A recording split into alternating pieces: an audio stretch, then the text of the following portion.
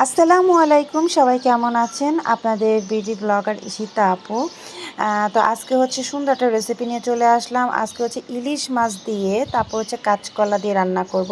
তো আমি ইলিশ মাছগুলোকে কেটে ধুয়ে সুন্দর পরিষ্কার করে হচ্ছে হলুদ মরিচ মাখিয়ে রেখেছি, এগুলোকে হচ্ছে ভাজার জন্য।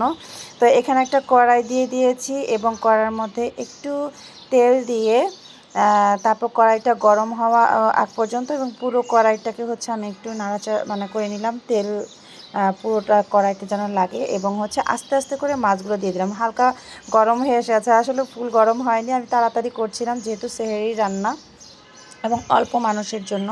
মানে আমাদের ঘরোয়া মানুষ তো মাত্র 4 জন, তো সেই ব্যাস থেকেই হচ্ছে আমি রান্না করি। আর সেহরিতে অনেক তরকারি হয়ে যায় এবং দেখা গেছে যে তরকারি বেশি রান্না করলে পরের দিন পর্যন্ত থেকে যায়, যার জন্য অল্প করে রান্না করি যেন হচ্ছে আমাদের শেষ হয়ে যায়। তো আমাদের একটা তরকারি রান্না করি আর হচ্ছে একটু দুধ টুধ গরম করে দুধ খাই, যার জন্য আমাদের হয়ে যায়। তো এই হচ্ছে দেখেন মাছগুলো আমি ভেজে নিচ্ছিলাম, আর এই মাছগুলো হচ্ছে মিডিয়াম সাইজের। তো এই মাছগুলো এত টেস্টি হয়, আমি বিশেষ করে বেশিরভাগই এই মাছ সাইজের মাছগুলো খেতে আমি খুব পছন্দ করি। তো এই যে মাছগুলো ভাজা হয়ে আসলেই হচ্ছে আমি এখন তুলে ফেলবো। তো আপনারা সবাই কেমন আছেন এবং আপনাদের রোজা কেমন যাচ্ছে? তো সবাই কিন্তু কমেন্ট করে অবশ্যই জানাবেন, আর আমার ভিডিওগুলো ব্লগগুলো আপনাদের কাছে কেমন লাগে সেটাও একটু কমেন্ট করে জানাবেন। আমি এখানে আস্তে আস্তে করে মাছগুলো তুলে ফেলছিলাম।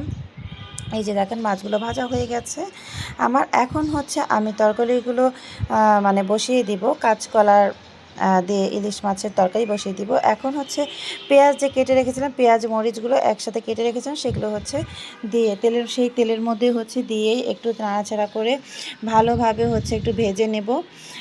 তো পেঁয়াজ মরিচ ভাজা হয়ে আসলেই তারপর হচ্ছে একটু আদা রসুন দিয়ে দিব, বাটা আদা রসুন। আমার সবসময় আদা রসুন বাটাই থাকে, মানে আমি করে রাখি একসাথে 1-2-3 কেজির মতো করে রাখি যেন আমার সারা মাস হয়ে যায়।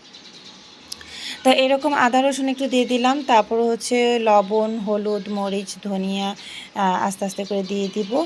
তো এই যে একটু পানি দিয়ে দিলাম যেন হচ্ছে পুড়ে না যায়, কষানোর জন্য একটু পানি দিয়ে নাড়াচাড়া করে তো হচ্ছে মশলাগুলো দিয়ে একটু করব, কষিয়ে নিব। তো আমি জানি অনেকে হয়তো কমেন্ট করে বলবেন আপু এরকম এরকম, আসলে রান্না তো যার যার ইচ্ছা মতো, আপনার রান্না আপনার মতো, আমার রান্না আমার মতো।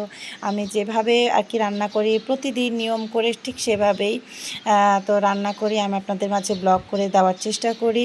আর আমার রান্নাগুলো আপনাদের কাছে কেমন লাগে অবশ্যই কমেন্ট করে জানাবেন। এই যে আমার মশলাগুলো কষিয়ে এসেছে, এখন হচ্ছে কেটে রাখা হচ্ছে কাঁচকলা আর আলু একই রকম লাগতেছে, তাই না? তো এগুলো হচ্ছে দিয়ে দিলাম।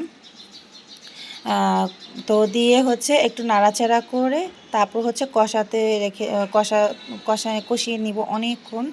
তো এই হচ্ছে আমার রান্নাটা আপনাদের কাছে কেমন লাগে অবশ্যই কিন্তু কমেন্ট করে জানাবেন। ব্লগগুলো অনেক কষ্ট করে দিই আপুরা, কারণ একটা ভিডিও মেকিং করতে অনেক সময় লাগে, এটা আপনারা যারা ভিডিও মেকিং করেন অবশ্যই জানেন।